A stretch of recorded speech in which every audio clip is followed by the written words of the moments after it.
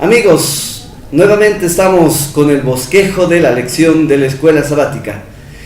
En nuestra quinta lección, Cristo en el santuario celestial, nos acompañan el licenciado Richard Quiroz, director de la Unidad Educativa Adventista Bello Horizonte. Licen, bienvenido. Gracias. De la misma forma está la licenciada Brina Miranda, auditora del Sistema de la Educación Adventista de la Misión Boliviana Occidental. Licen, bienvenido. Gracias. Está con nosotros el pastor Emanuel Aguilar. Pastor, bienvenido, pastor de la Unidad Educativa Adventista Bello Horizonte.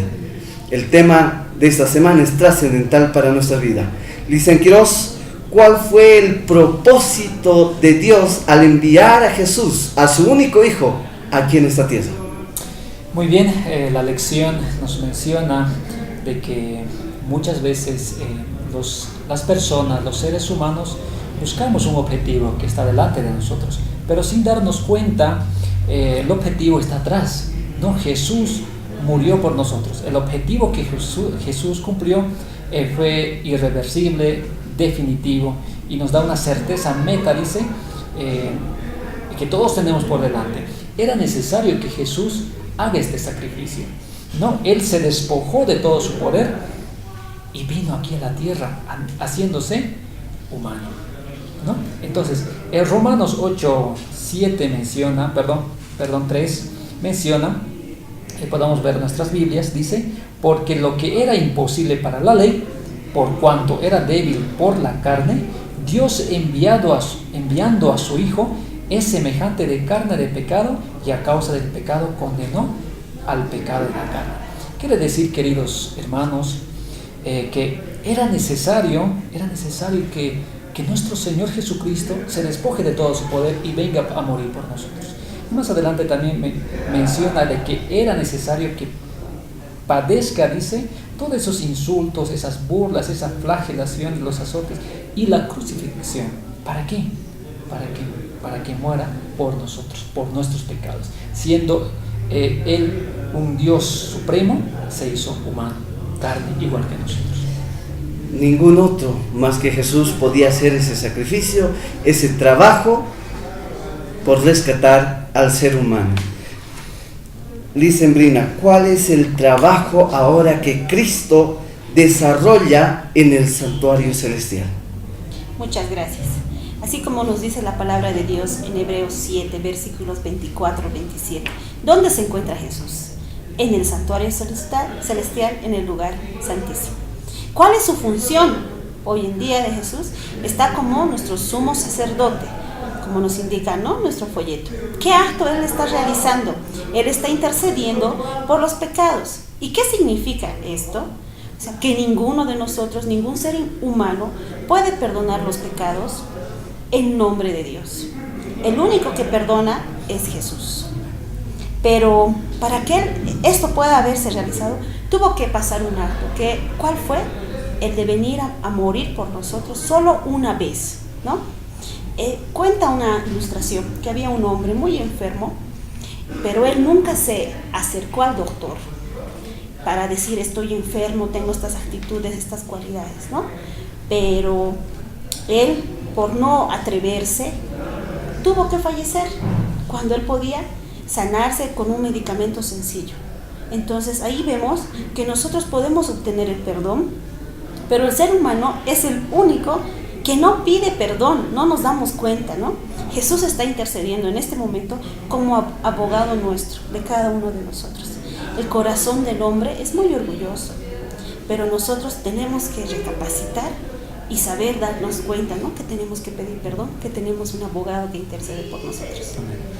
Pastor, hemos visto que Jesús vino a sacrificarse, y el trabajo importante que está haciendo en el santuario celestial, porque era necesario la expiación el día del Yom Kippur en el santuario celestial. Bien, por ejemplo, si nosotros vemos, ¿no?, el Levítico capítulo 16, nosotros tenemos todo el rito que llegaba a ser lo que es el sacerdote, ¿verdad?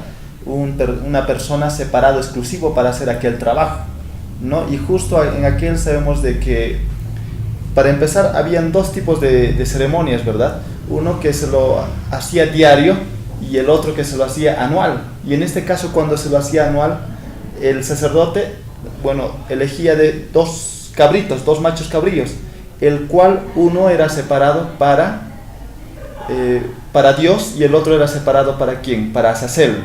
Y Azazel era el enemigo, ¿verdad? Satanás, que representaba aquel. Entonces, el que estaba destinado para Dios, él era el sacrificio, ¿verdad? El sacrificio que el sacerdote hacía para Dios, ¿verdad? Ahora, Azazel, el sacerdote, después de haber cumplido todos los ritos que de ahí en continuación iba en el santuario, luego dice que él salía y esta vez dice que él colocaba su mano sobre el cabrito que representaba a Azazel. Entonces él ponía las manos y mediante aquello el pueblo tenía que estar, dice, orando, haciendo ayuno. En aquel momento dice que no, en otras palabras dice que dando cuentas a Dios en ese momento del rito. Entonces el sacerdote colocaba su mano sobre Azazel y Azazel, por una persona que también estaba preparada, Azazel era llevado, dice, con los pecados, ¿no? De una manera así simbólica, llevado ¿a dónde? Al desierto, a un lugar muy lejos, ¿verdad? Por una persona específica preparado para hacer ese tipo de rito. Entonces, mientras el sacerdote iba haciendo todo aquello, el cabrito era llevado, entonces es dejado el cabrito en el desierto y el cabrito de aquel lugar no tenía que volver, porque si volvía era algo terrible también para el pueblo, porque ahí se veía de que tal vez hay pecado oculto que todavía no había sido confesado, ¿verdad? Entonces, si el cabrito no volvía, era porque Dios había perdonado todos sus pecados y porque el pueblo de Dios estaba ya a cuentas con él, ¿no? Porque ese rito representaba ¿qué? De que el hombre, en otras palabras, estaba, dice, con ese sacrificio estaba, dice, que hasta los pecados acumulados, ¿no? En ese servicio anual que se hacía, estaban siendo ¿qué? Perdonados. Muy bien. Entonces, al morir Jesús no fue directamente al lugar santísimo. Exacto. Tuvo que esperar. 1844 nos muestra el libro de Daniel que Jesús pasa del lugar santo al lugar santísimo el día de Yom Kippur para expiar nuestros pecados. A un Jesús que vino a morir en la cruz, a un Jesús que fue el sacerdote, el sumo sacerdote, quien está intercediendo por nuestros pecados. Amigos, que Dios nos bendiga y agradecer a la directiva de Bello Horizonte, la directiva de Escuela Sabática. Muchas gracias por su presencia y su compromiso. Nos encontramos en nuestro próximo bosquejo en la lección número 6. Que Dios los bendiga. Hasta luego. No, yo tengo que ser.